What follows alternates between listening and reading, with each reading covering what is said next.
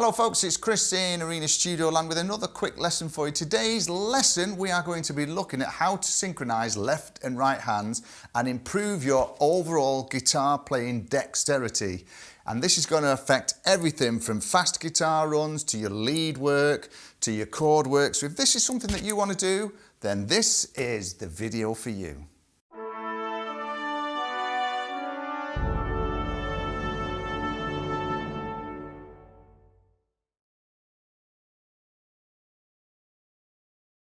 So thanks for sticking around folks.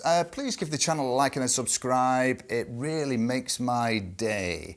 Okay, so as we spoke about briefly in the introduction, what these exercises are going to do is really build this independence in this third and fourth finger. It's something that every single student that comes to me, and there must be 60, 70 students a month that I work with, they all go through this issue at some point in the guitar playing career. So I'm going to break this down because there's about 5 or 6 exercises that we can utilise on this, and I'm going to be looking at probably throwing a nice simple one out first, because if we analyse what we basically do when we play a scale, say those fingers are actually ascending in order.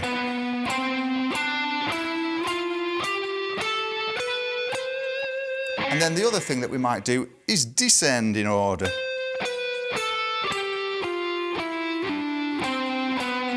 So one of those methods, whether it's doing this, is going to feel easier than possibly this.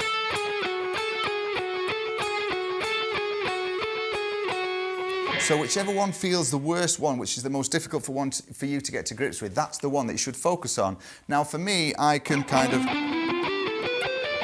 But when I descend through my patterns, I always feel that that's the one where I lose synchronicity between left and right hands. So for me, that's the one that I'm going to work on.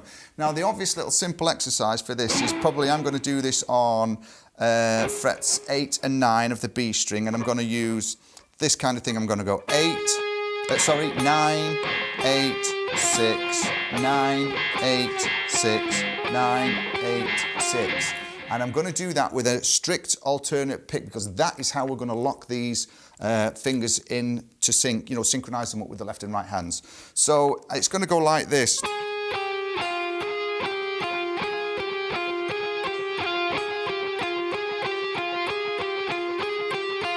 Now I'll probably do 8 of those, and then I'll shift everything down a semitone, and then I'm going to use fingers 4, 2, 1 on frets 8, 6, 5, and I'll do the same again. 3, 4, 5, 6, 7, 8.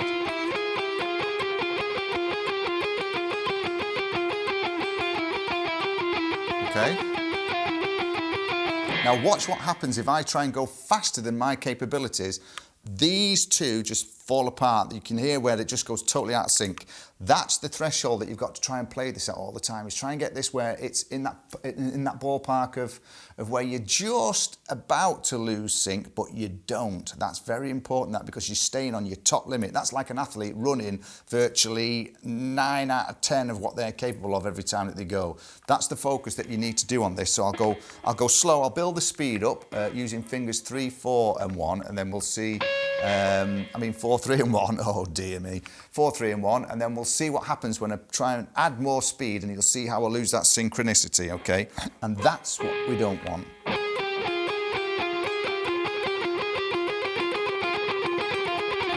See how it's gone? So we need to try and get to this threshold of keeping this strict alternate pick.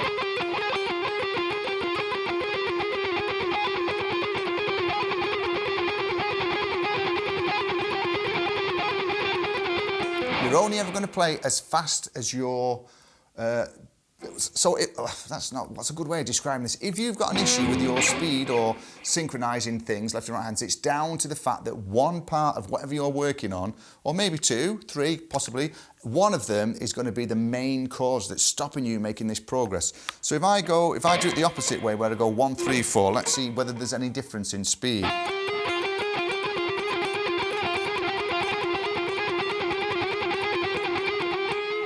And then in reverse.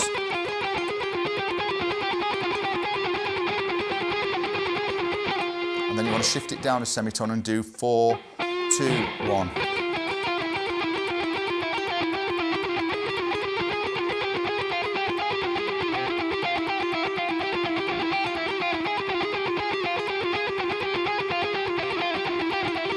See how it's gone out a little bit? So we'll go quicker than that and I'll do the whole exercise. It's gone out. It's gone out. So see what happens. So you have to be in control of this. You have to really be very brutal and strict with your playing and making sure that you don't drift out. But this is a great exercise because what we're going to do is we're going to then vary these.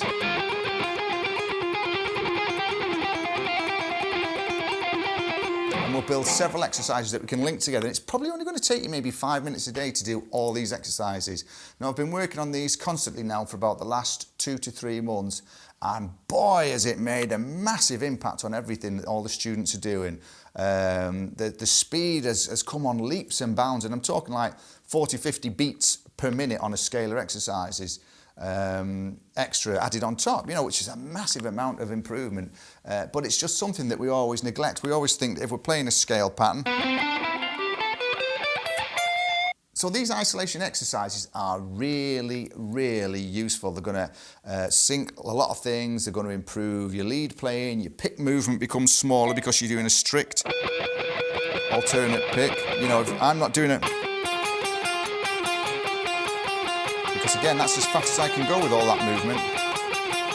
If I slow things down and then minimise the pick movement, I can go quicker.